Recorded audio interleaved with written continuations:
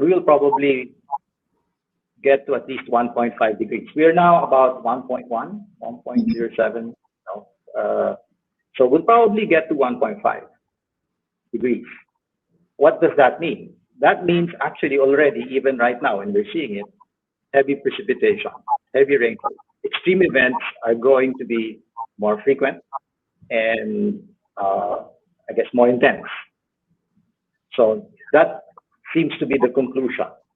In terms of typhoons, we're not seeing an increase or decrease in number of typhoons, but we're seeing an increase in the number of not number, but in the severity, the intensity, the category 4 and 5, the strong typhoons. They will be a common feature in a warmer world.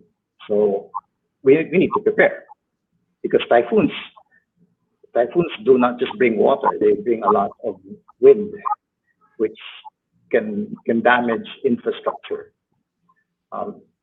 Let me just say that I guess for planning purposes, when we plan, we look at risk.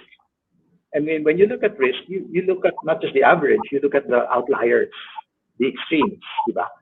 Some of these extremes are high impact but low likelihood, or they don't occur frequently, but when they do occur, boy, they really cripple you. Diba?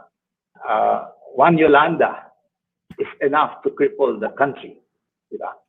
Now imagine if this something like a 100-year typhoon, or a typhoon that comes once every 100 years, will now come once every 50 years, or once every 10 years.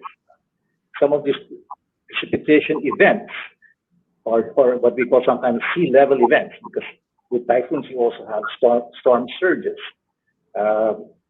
When that happens, and you ask, how do we recover? What the report frighteningly said, well, I don't know, it can be a frightening thing. We're committed to sea level rise. The planet is committed. By that I mean we're going to see sea levels rise, not just in this century, but for centuries to come.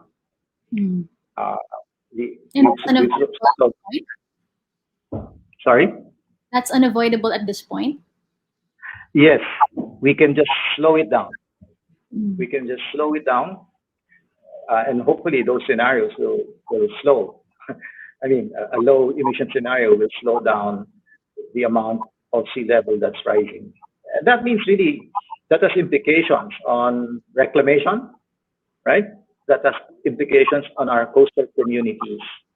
Although this can play out over a longer time period, not just this century, but we have to prepare.